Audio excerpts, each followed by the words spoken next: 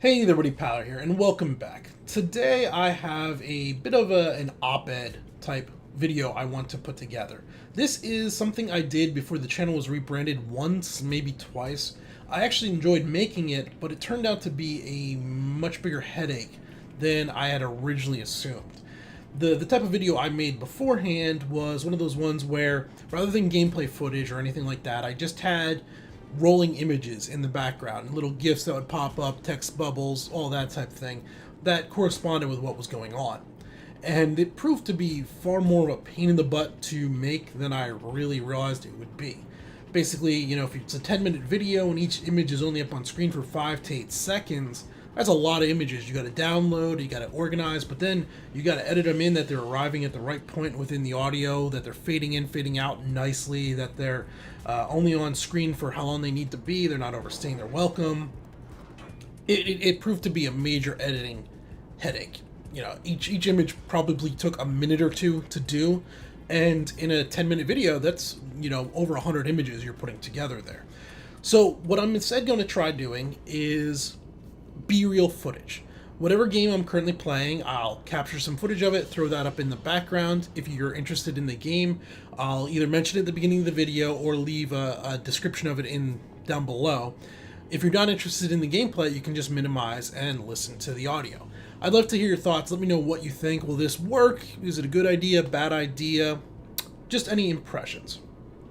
For today, the footage in the background is World of Warships. Should be pretty obvious to anybody that watches my channel, as it's been up on my channel quite a bit. This was just a Phoenix round. It's a tier 4 cruiser for the Americans, where I had a pretty good round. At the end of the round, I had close to 100 rounds on target, several fires, 2 destroyed ships, almost 2 additional ones. I just barely missed destroying a battleship, and this other ship would have died if the round had gone another 2 minutes longer.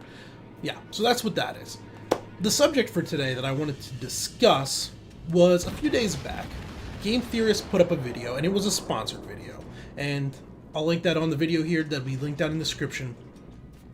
Let me get the correct name for it. Is the MMO genre dying? Very clickbaity type title. And it was a sponsored video. And we should say it was sponsored by Game of War. If you don't know what Game of War is, it is one of the iOS games. It appears to be a cross between like Farmville and Clash of Clans. I've never played it. But in this video, they dive into the state of the MMO market, and the conclusion they come to is that no, in fact, the MMO market is not dying, but the MMO gamer has become tired of the subscription-based model, has moved on to freemium, and so they are moving on to games like Game of War. Don't go grabbing your pitchforks. We don't need to go over there and yell at them. It was a sponsored video. Of course, that is the conclusion they're going to come to. I bet if we talked to the Game Theorist guys off the record, they wouldn't have come to that conclusion. That's not what they believe, but that's what they were paid to come to. I more want to talk about, in the video, there are some interesting points they bring up that I think there is a conversation to be had here. I think there are perceptions around the industry, and I'm not sure if they're founded. They might be. Perhaps everybody realizes that they're just baseless and generally clickbaity type articles that go up, and they show them in the video there, the doom and gloom of the MMO genre. And when I see it, I just kind of have to laugh. It's all kind of silly. All right, where do we want to begin? The first point where we need to start off with is, unfortunately, we have to determine what it is we are calling an MMO. I don't want to do this, as when we start to narrow down and define things, then it tends to create fights. It's kind of like the hardcore gamer versus casual gamer thing. We don't want to create that. But we need to all be on the same page of what it is we are talking about. For example, if you watch the video, and I hope you do, I'll have it linked. If you watch the video, they basically include Destiny as an MMO. And I wouldn't consider that an MMO. But if we're considering Destiny to be an MMO, well, isn't Battlefield an MMO then? Destiny, you have like a max of 20 players at any one time playing together. I think a max of 6 in a party. Battlefield, there's 64 playing together on one map. There's millions of people playing, and it seems like if one is an MMO, then leaves out the other. If we're going to go that route, well then how far down the line is Call of Duty? Is that not an MMO? If that's an MMO, is not League of Legends? Is not Dota? Again, if you consider them to be MMOs, that's great. I generally don't agree with that, but It's just the definition that we're disagreeing on. If that is an MMO, that's fine. But right off the bat, if those are MMOs, it seems like this argument is completely ridiculous. If those are MMOs, then the MMO market has never been stronger. There's more Dota MOBA players than ever before. It's one of the richest brands in the industry. Every single shooter out there is doing well, with some minor exceptions. But overall, like, if those are MMOs, then MMO gameplay has never been stronger than it is today. Of course, if you watch the video, you'll realize that's not exactly what they mean. When they say MMO, they mean MMORPG.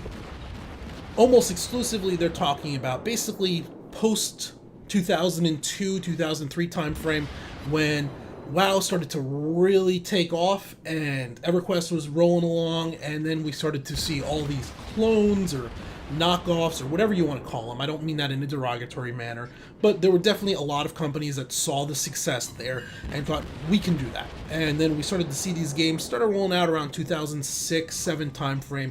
Games like Aeon and the Warhammer game. I think Rift might have been in there, and Rift is still doing pretty good, not knocking that.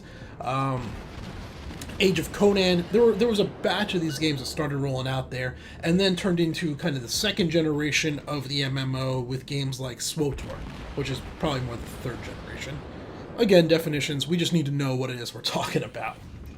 So, more what this video goes to is the conclusion that the traditional $60 upfront, $15 a month, subscription-based MMO is dying. And they show some numbers where they show the subscription numbers dropping, they show the WoW sub numbers going down, they show the percentage of revenue being generated by subscriptions compared to free-to-play going down. And they come to the conclusion that the MMO gamer has grown tired of subscription. There's too many subs, that thanks to Netflix and Hulu and everything wants a subscription, there's Patreon accounts for everything. Gamers are just saying, enough, I want freemium.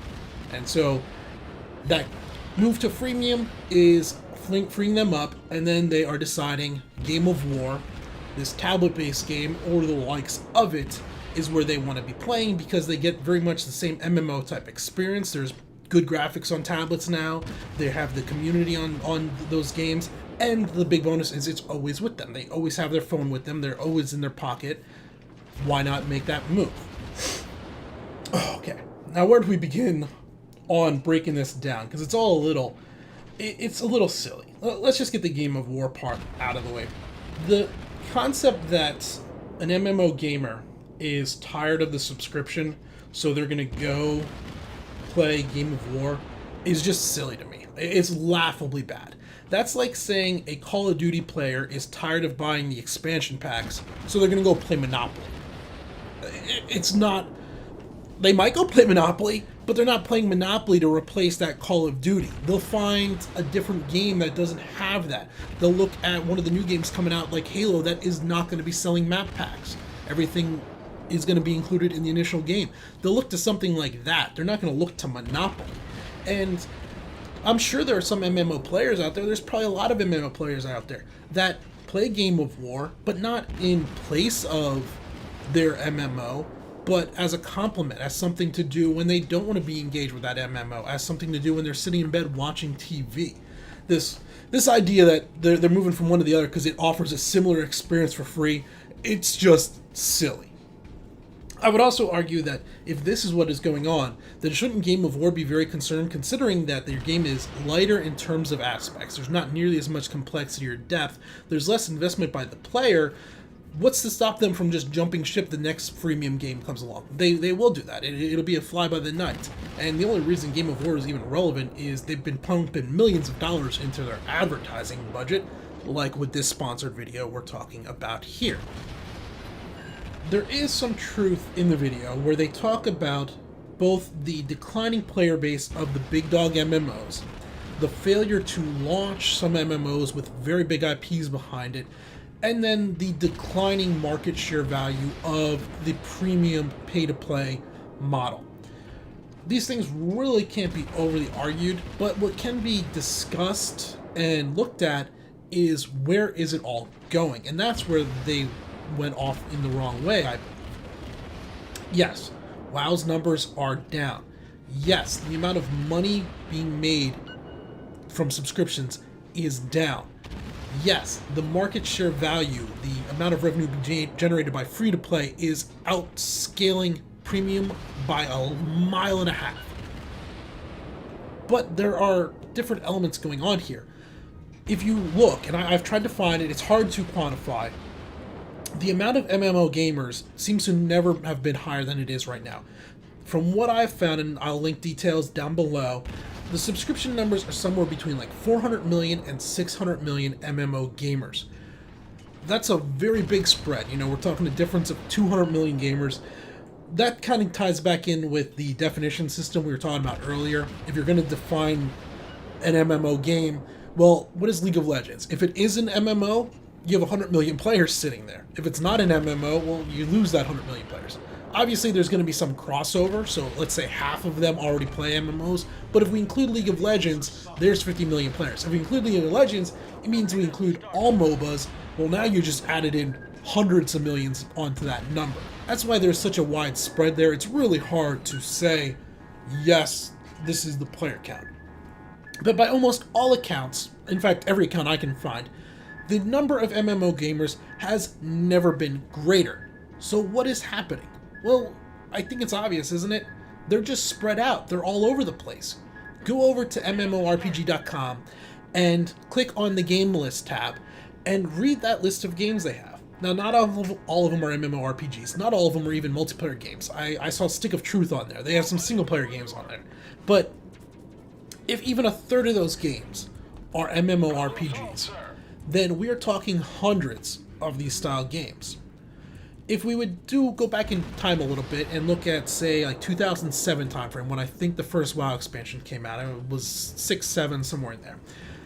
When this came out, if you did not like the expansion, if you weren't overjoyed by the content that it brought, you just found it to be lackluster, not saying bad or good, just average. What options did you have if you still wanted that MMORPG type experience?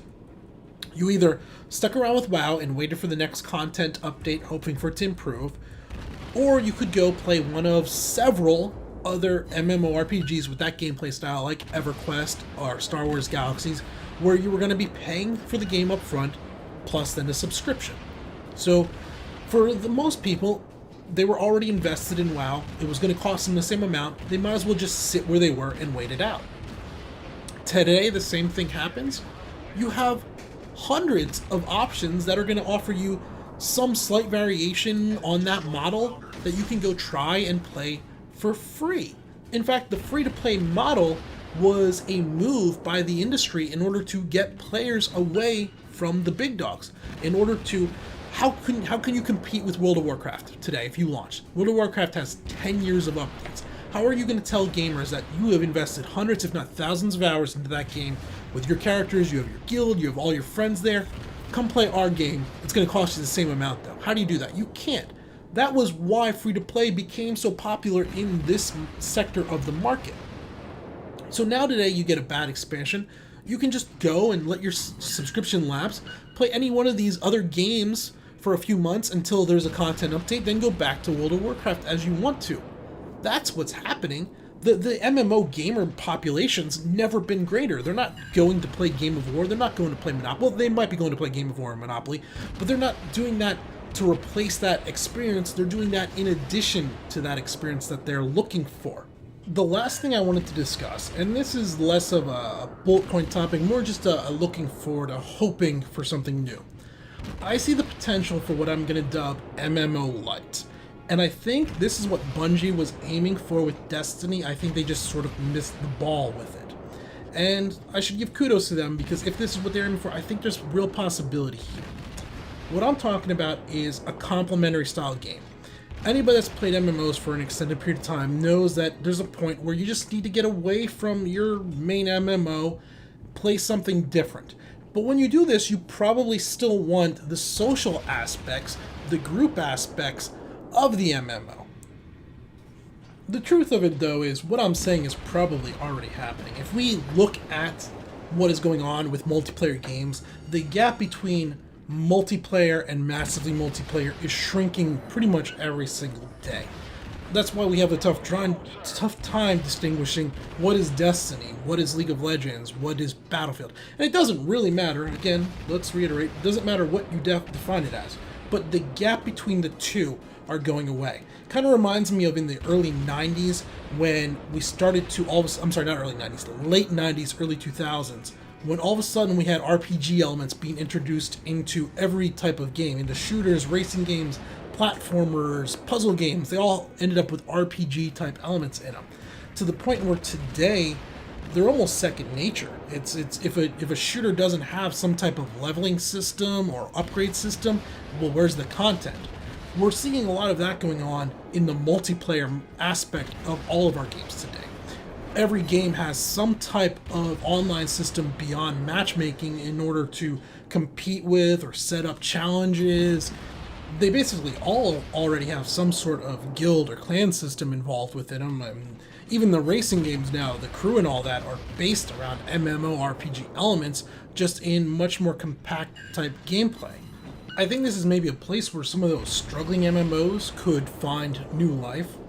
If we took some of them and streamlined them down to a more focused experience, removed 70-90% of the leveling and the crafting and all that, removed a lot of the RNG for items, don't you think that they could work as more focused experience for the off nights? Take a game like Neverwinter Online. What if within 5 minutes, logging in, you and a few friends could be in a dungeon? You spend the next hour and a half, 2 hours there. When you're done, you've basically just finished a D&D type dungeon. You get some loot, you get some gear, you log out, you come back a week later, you pick back up where you were, you find a new quest, new dungeon, whatever, and you continue on. The game would need to be marketed correctly. It would also need to probably invent some new type of monetary system, or at least alter the monetary system to work. You don't want players coming in and just burning through all your content like they think it's an MMO, because that's not the case. Perhaps you could sell individual dungeons at like $3 a pop, or sell a group rate to like 5 players for $15 or something like that, in order to set that up. And then in order to add more content, you just have your devs put together a new dungeon with the tools in the game, package it all up, and sell it for a few dollars a pop. Now this would only work for that type of game because it has the in-game tools for creating dungeons, but you get the idea of what we're looking at. It's the possibility of taking these games and marketing them as complementary pieces to the big MMOs instead of competing against the big MMOs. What do you guys think? Did I just spend the last 18-ish minutes explaining the obvious to everybody? Are these conclusions everyone already came to? I'd love to hear your thoughts down below. I'd also like to hear what you think of this video format. Does it work? Should I change it in some way? If you liked the video, I ask for a thumbs up. Until next time though, this has been Paler. Thanks for watching.